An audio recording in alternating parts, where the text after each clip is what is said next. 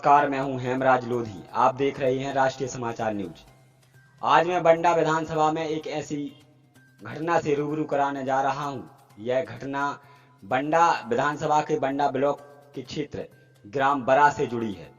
बरा में एक संकुल है, संकुल का नाम है बरा।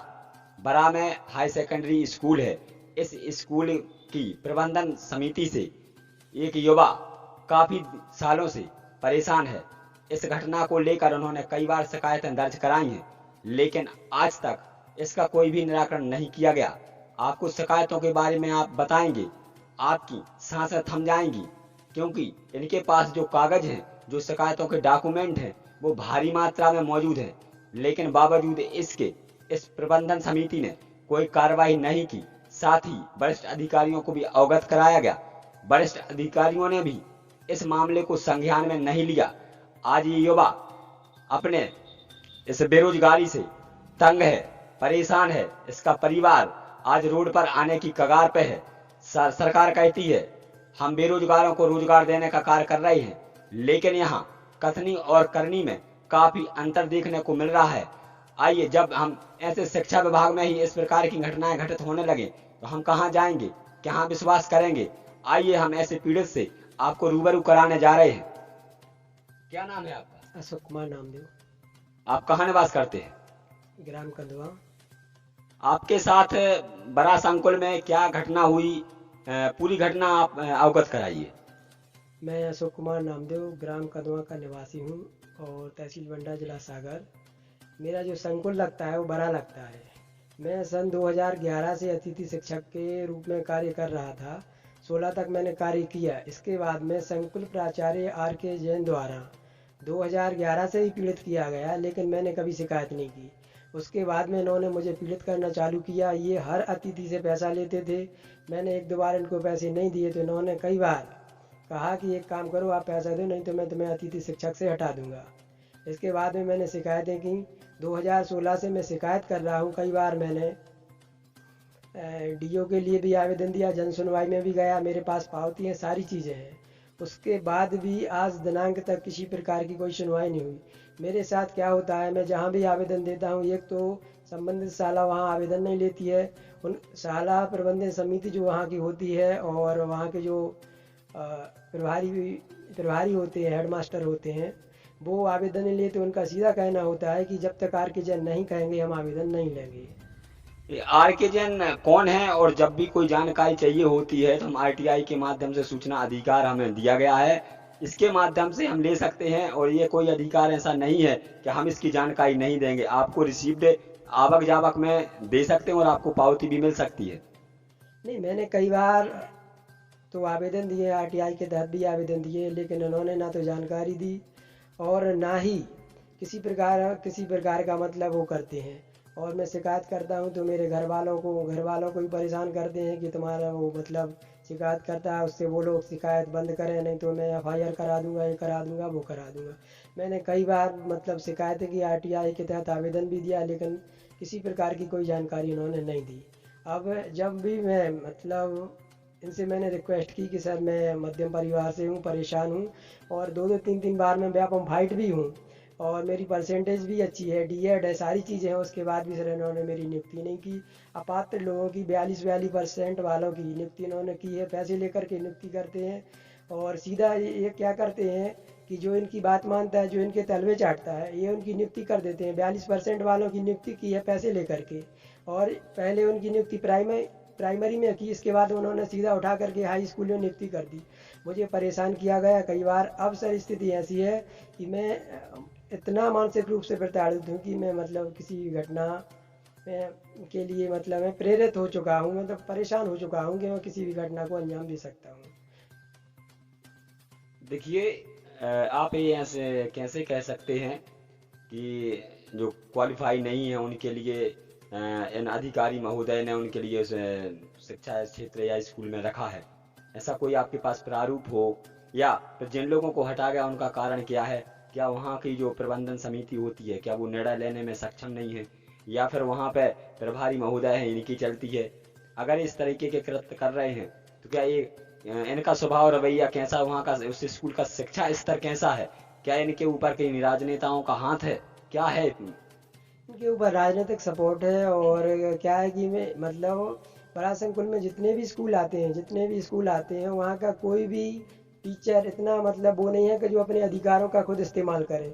मतलब जैन साहब के बिना, इनकी परमिशन के बिना कोई भी मतलब वो नहीं करता, अपने मन से काम नहीं करता। मेरे पास में शाला प्रबंधन समिति का भी प्रस्ताव, उसके बाद भी इन्होंने मेरी नियुक्ति नहीं की। और ये पैसे लेकर के नियुक्ति करते हैं। कई बार इन्होंने मतलब मुझे परेशान किया है।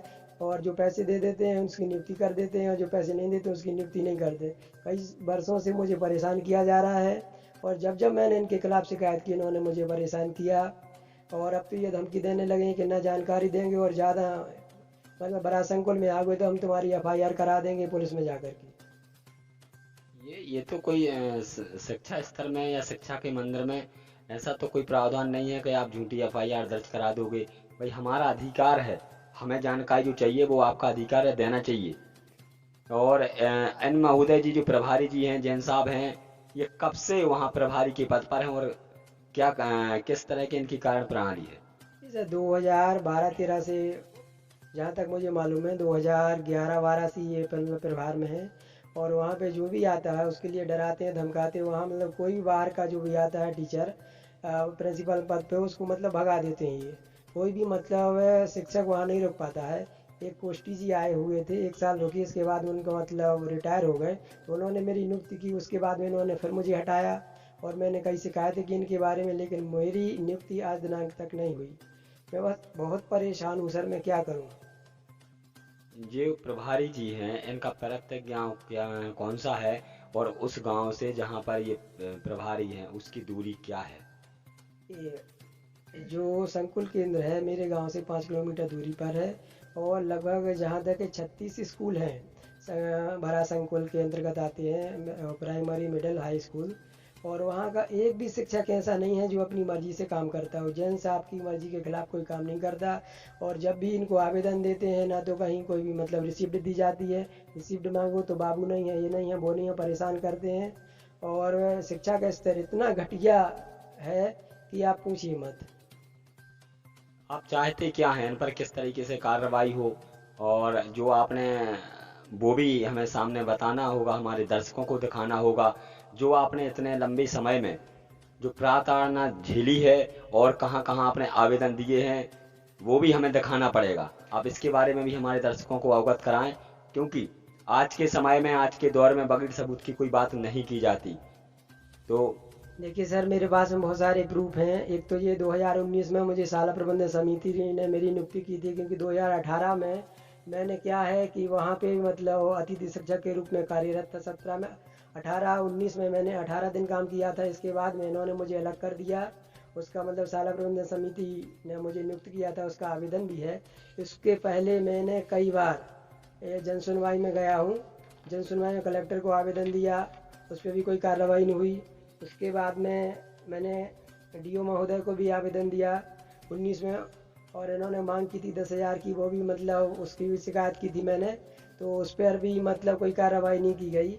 और मैंने कई बार DO को शिकायत की, कई शिकायतें मैंने मतलब 18 में भी शिकायत की, कलेक्टर कार्यालय में गया मैं। और ये मेरे पास पावती हैं, ये पावती हैं सर, बहुत सारी पावती हैं, लेकिन किसी प्रकार की कोई कार्रवाई नहीं की। इस तरह की इनकी तानाशाही चलती है। और बार बार जाते हैं तो परेशान करते हैं। अपात्र लोगों की नियुक्तियाँ की हैं। मतलब एक शिक्षित हैं, सारी चीज़ें हैं, उसको हटा करके एक अपात्र लोगों की नियुक्ति की जाती है। और इनके एक क्लास फेलो हैं, और जो मतलब इनके साथ में ही रहे हैं, इनकी नियुक्ति इन्होंने हर बार की।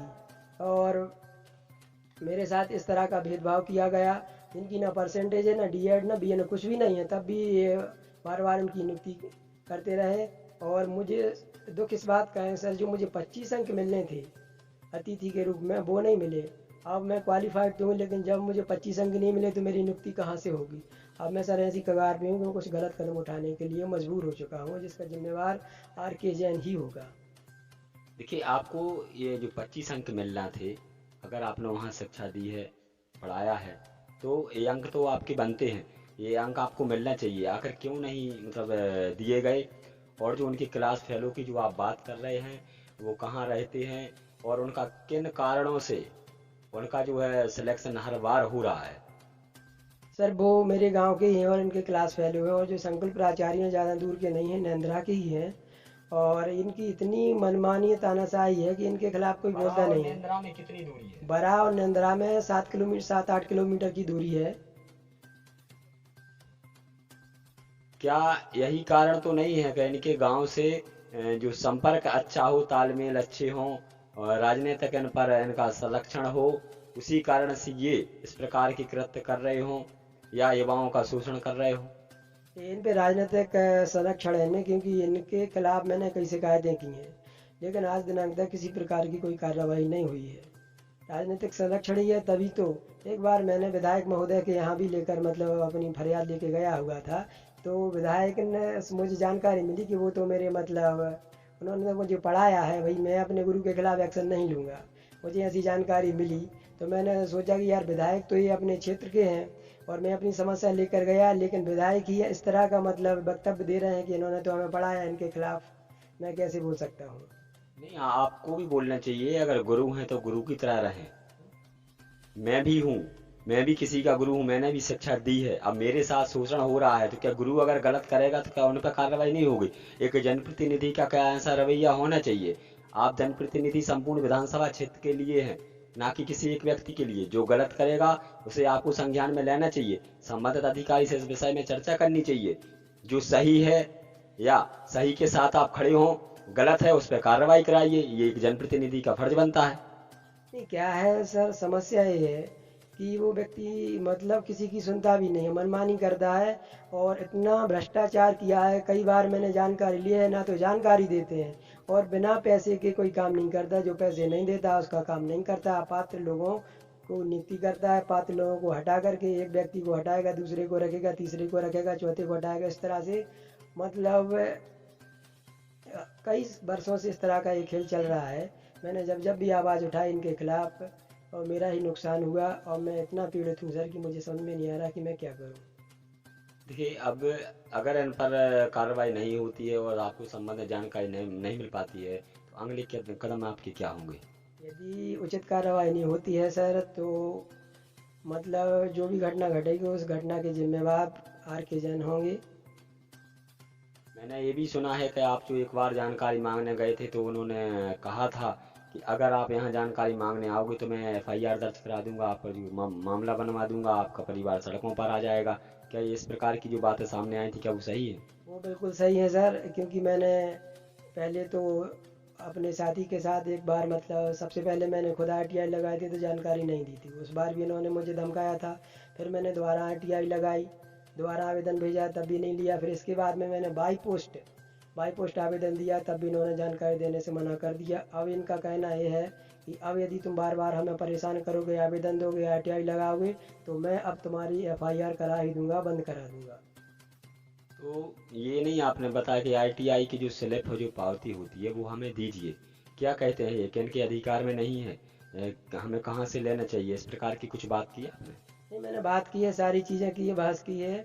इनसे बहस भी मेरी हुई है 2-3 बार, लेकिन ये क्या करते हैं, वो बाबू नहीं है, ऐसा नहीं है, वैसा नहीं है, गुमराह करके भगा देते हैं, कल आना परसों आना।